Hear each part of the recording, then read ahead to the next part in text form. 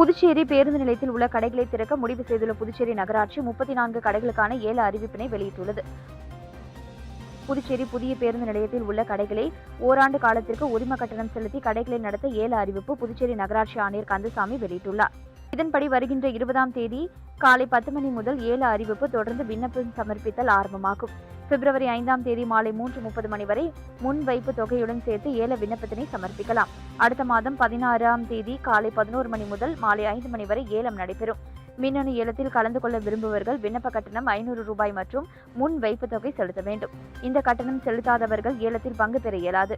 170 சதுர அடி முதல் அதிகபட்சமாக 1350 சதுர அடி வரை என 34 கடைகளுக்கு மாதாந்திர உரிமை தொகை மற்றும் முன் வைப்பு தொகையும் நிர்ணயிக்கப்பட்டுள்ளது. ஏலத்தில் கடைகளை அதிக தொகைக்கு கேட்பவர்களுக்கு கடை ஒதுக்கீடு செய்யப்படும் என்று தெரிவிக்கப்பட்டுள்ளது. புதுச்சேரி அருகே நுரையீரல் தொற்றால் பாதிக்கப்பட்டு வலியால் துடித்த தனது மகளை கொலை செய்துவிட்டு தற்கொலை முயற்சி செய்த முன்னாள் உதவி காவல் ஆய்வாளரை காவல்துறையினர் கைது செய்துள்ளனர். புதுச்சேரி அடுத்த தமிழக பகுதியான கண்டமங்கலம் இந்திரா நகர் பகுதியைச் சேர்ந்தவர் கோதண்டராமன் காவல் உதவி ஆய்வாளராக பணியாற்றி ஓய்வு பெற்றுள்ளார். இவருக்கு 33 வயதில் ஸ்வேதா என்கிற மகள் இருக்கின்றார். 4 ஆண்டுகளுக்கு முன்பு குறும்பன்கோட்டை பகுதியில் திருமணம் செய்து வைக்கப்பட்ட இவருக்கு ஒரு பெண் குழந்தை உள்ளது. ஸ்வேதாவிற்கு தொடர்ச்சியாக சுவாச பிரச்சனை மற்றும் சிறுநீரக பிரச்சனை இருந்ததால் கணவர் சிறிது மாதங்களுக்கு முன்பு ஸ்வேதாவை அவரது தந்தை வீட்டில் விட்டு சென்றுள்ளார். இந்த நிலையில் ஜிப்மர் மருத்துவமனையில் ஸ்வேதா அனுமதிக்கப்பட்டார்.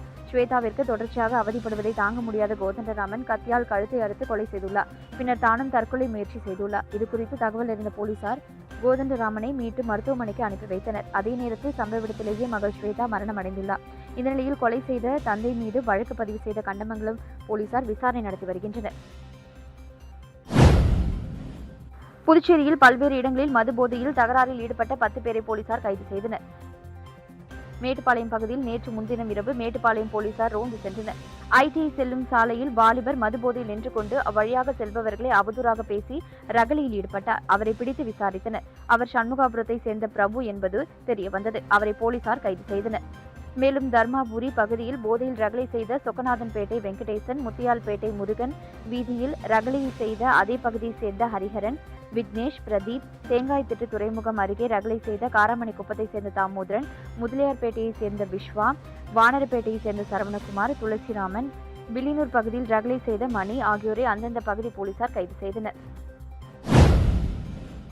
அரியாங்குப்பம் தொகுதி தமிழக வெற்றி கழகத்தில் நிர்வாகிகள் கூட்டம் தொகுதி பொறுப்பாளர் குமாரவேல் தலைமையில் நடைபெற்றது. புதுச்சேரி மாநிலம் அரியாங்குப்பம் தொகுதி தமிழக வெற்றி கழகம் சார்பாக சமூக சேவகர் குமாரவேல் ஏற்பாட்டில் அரியாங்குப்பம் பகுதியில் உள்ள காமராஜர் திருமண மண்டபத்தில் பூத் கமிட்டி மற்றும் தொகுதி நிர்வாகிகளுடன் கழக வளர்ச்சி மற்றும் செயல்பாடுகள் குறித்த ஆலோசனைக் கூட்டம் நடத்தப்பட்டது. இக்கூட்டத்தில் முன்னாள் சட்டமன்ற உறுப்பினர் சுவாமிநாதன், சமூக ஊடக பிரிவு இணை ஒருங்கிணைப்பாளர் நிரேஷ்குமார், புதுச்சேரி மாநில நிர்வாகிகள் புதியவன், அரியாங்குப்பம் தொகுதி தலைமை நிர்வாகி வசந்தராஜா மற்றும் அணி தலைமை நிர்வாகி பிரபு ஆகியோர் முன்னிலையில் வகித்தனர். மேலும் இக்கூட்டத்தில் கழக தோழர்கள், தொண்டர்கள் என அனைவரும் கலந்து கொண்டு சிறப்பித்தனர். வில்லியனூர் சட்டமன்ற தொகுதியில் பயணியர் நிழற்குடை, சாலை மேம்படுத்துதல், கல்வெட்டு அமைத்தல் உள்ளிட்ட 1 கோடி ரூபாய் மதிப்பிலான வளர்ச்சிப் பணிகளை எதிர்க்கட்சித் தலைவர் சிவா பூஜை செய்து தொடங்கி வைத்தார். புதுச்சேரி மாநிலம் வில்லியனூர் சட்டமன்ற தொகுதியில் முருங்கப்பாக்கம் முதல் வில்லியனூர் வரை உள்ள சாலையில் பாப்பாஞ்சாவடி, ஒதியம்பட்டு, திருக்காஞ்சி சாலை சந்திப்பில் இருபுறமும் என 4 இடங்களில் 22,35,312 ரூபாய் மதிப்பீட்டில் பேருந்து பயணியர் நிழற்குடை, 58,00,1000 ரூபாய் மதிப்பீட்டில் Othiyampattu Saint Joseph of Cluny பள்ளிக்கு செல்லும் தார் சாலையை மேம்படுத்துதல், 19,34,000 ரூபாய் செலவில் திருக்காஞ்சி மணவெளி 4 முனை சந்திப்பில் ஆர்சிசி வடிகால் கல்வெட்டு ஆகிய பணிகள் என மொத்தம் 1 கோடி மதிப்பிலான வளர்ச்சிப் பணிகளுக்கான பூமி பூஜை நிகழ்ச்சி நடைபெற்றது. இப்பணிகளை தொகுதி சட்டமன்ற உறுப்பினரும் சட்டமன்ற எதிர்க்கட்சித் தலைவருமான சிவா பூஜை செய்து தொடங்கி வைத்தார். இந்நிகழ்ச்சியில் பொதுப்பணித்துறை தேசிய நெடுஞ்சாலை கோட்ட செயற்பொறியாளர் பன்னீர், சாலைகள் மற்றும் கட்டிடங்கள் தெற்கு பிரிவு செயற்பொறியாளர் சந்திரகுமார், உதவி பொறியாளர்கள் சிவபிரகாசம், நடராஜன், இளநிலை பொறியாளர்கள் மணிவண்ணன், ராஜதினேஷ், க்ளூனி பள்ளி முதல்வர் எம்லியானா, நிர்வாகிகள் JC John, Macklin, TKP Kamalakannan, PRTC Bhaskar மற்றும் திமுக பிரமுகர்கள், ஊர் பொதுமக்கள், கூட்டணி கட்சியினர் உள்ளிட்ட பலர் கலந்து கொண்டனர். ஏபிஜே அப்துல் கலாம் இளைஞர்கள் நற்பணி இயக்கம் சார்பில் பொங்கல் பண்டிகையை முன்னிட்டு நடைபெற்ற விளையாட்டுப் போட்டிக்கான பரிசளிப்பு விழா முன்னாள் சேர்மன் ஆனந்தன் கலந்து கொண்டு பரிசுகளை வழங்கி பாராட்டினார். புதுச்சேரி மாநிலம் அரியாங்குப்பம் பகுதியில் அமைந்துள்ள அருந்ததிபுரம் கிராமத்தில் இளைஞர்கள் ஒன்று சேர்ந்து ஏபிஜே அப்துல் கலாம் இளைஞர் மன்றத்தை துவக்கி 4 ஆண்டுகளாக அப்பகுதி மக்களுக்கு பல்வேறு விளையாட்டுப் போட்டிகளை நடத்தி பரிசுகளை வழங்கி வருகின்றனர். தமிழர்களின் பொங்கல் விழாவை சிறப்பிக்கும் வகையில் இப்பகுதியில் பல்வேறு போட்டிகள் நடைபெற்றது. இதில் வெற்றி பெற்றவர்களுக்கு அரியாங்குப்பம் கொம்யூனியன் பஞ்சாயத்து முன்னாள் சேர்மன் ஆனந்தன் பல்வேறு போட்டிகளில் வெற்றி பெற்றவர்களுக்கு முதல் பரிசினை வழங்கினார்.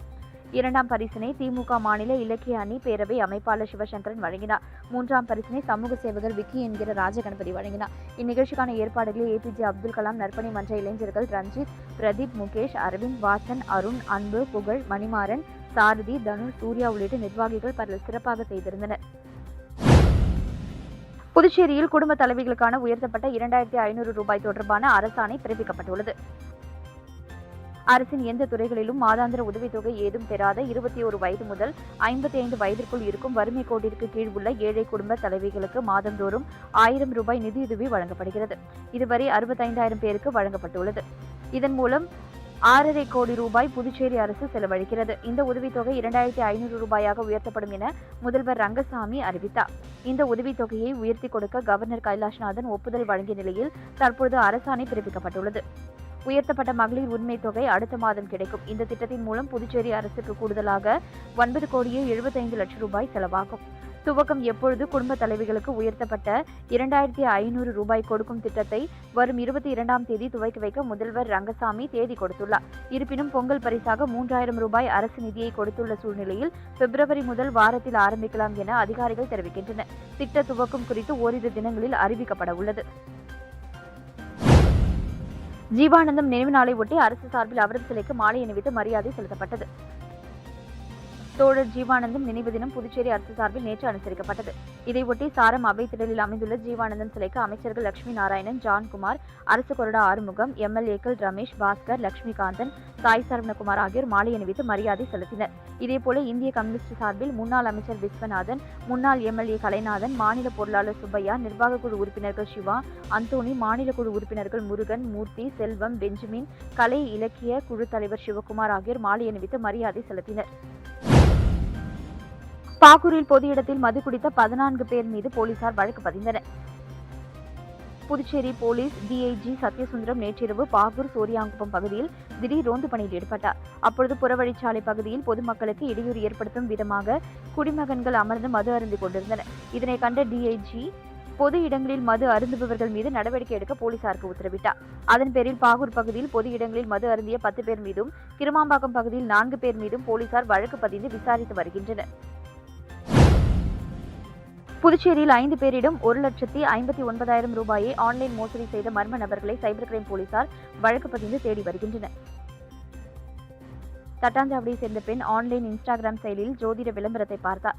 அவரை தொடர்பு கொண்ட மர்ம நபர் அவரிடம் தன்னை ஜோதிடர் என அறிமுகப்படுத்திக் கொண்டு பேசினார். தொடர்ந்து மர்ம நபர் கேட்டதின் பேரில் 70,800 ரூபாயை அனுப்பி ஏமாந்தார்.